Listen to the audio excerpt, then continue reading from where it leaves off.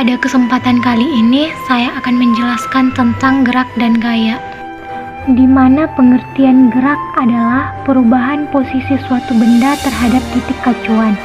Jadi, suatu benda dikatakan bergerak apabila kedudukannya senantiasa berubah terhadap suatu titik acuan tertentu.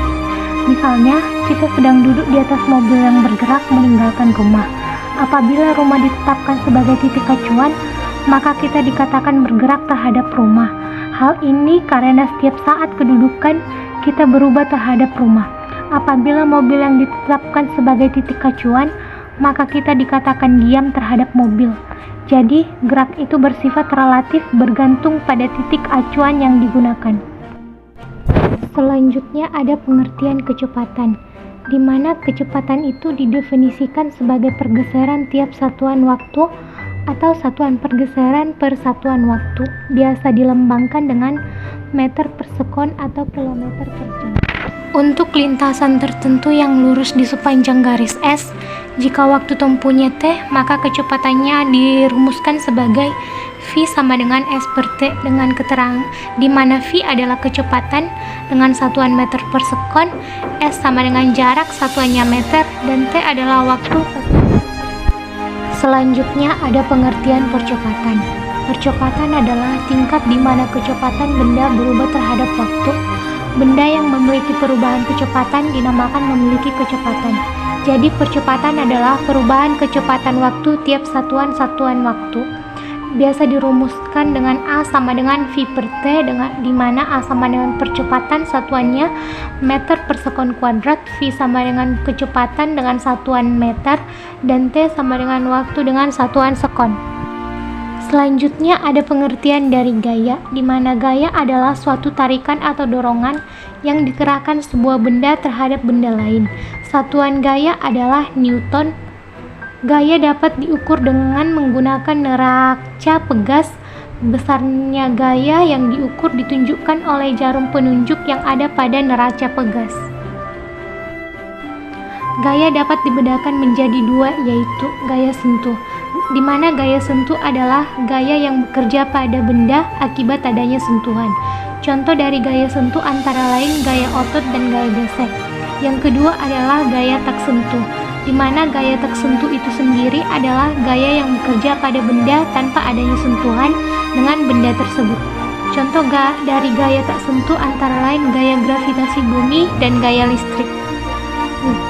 Dalam fisika ada bermacam-macam gaya, diantaranya adalah gaya berat. Gaya berat merupakan gaya gravitasi yang bekerja pada suatu benda. Yang kedua, gaya normal. Gaya normal adalah gaya sentuh yang timbul akibat sentuhan dua benda. Yang ketiga, gaya tegangan tali. Gaya tegangan tali bekerja pada dua benda yang dihubungkan oleh tali. Yang keempat, gaya gesek. Gaya gesek yang terjadi pada bidang sentuh antara permukaan dua benda. Arah gaya gesek berlawanan dengan arah gerak benda. Yang terakhir adalah gaya tekan.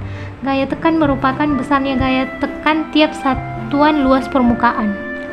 Resultan gaya. Beberapa gaya yang bekerja pada suatu benda dalam satu garis kerja dapat diganti oleh sebuah gaya yang dinamakan dengan resultan gaya. Dengan memperhatikan gaya sebagai besaran yang memiliki arah, besarnya resultan gaya sama dengan jumlah aljabar gaya-gaya tersebut. Secara sistematis dirumuskan dengan resultan gaya sama dengan sigma F, di mana sigma F itu sendiri F1 ditambah F2 ditambah F3 ditambah Fn.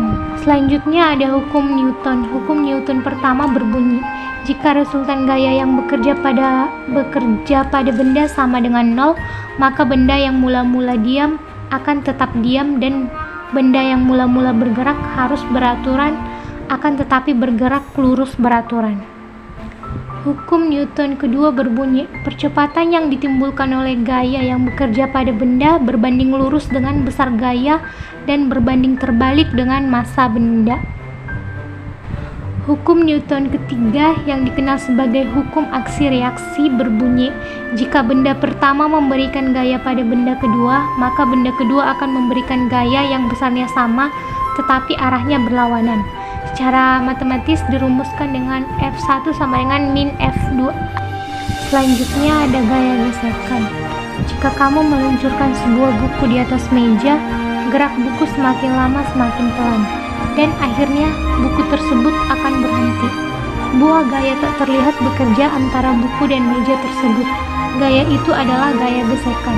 Gesekan adalah gaya yang melawan gerakan antara dua permukaan yang saling bersentuhan. Gesekan itu yang dapat menyebabkan gerakan buku itu menjadi semakin lambat dan akhirnya lama-kelamaan buku tersebut akan berhenti. Besar gaya gesek dirumuskan sebagai F sama dengan mu kali N, di mana F adalah gaya gesek dengan satuan Newton, mu adalah koefisien gesek, dan N adalah gaya normal dan Newton.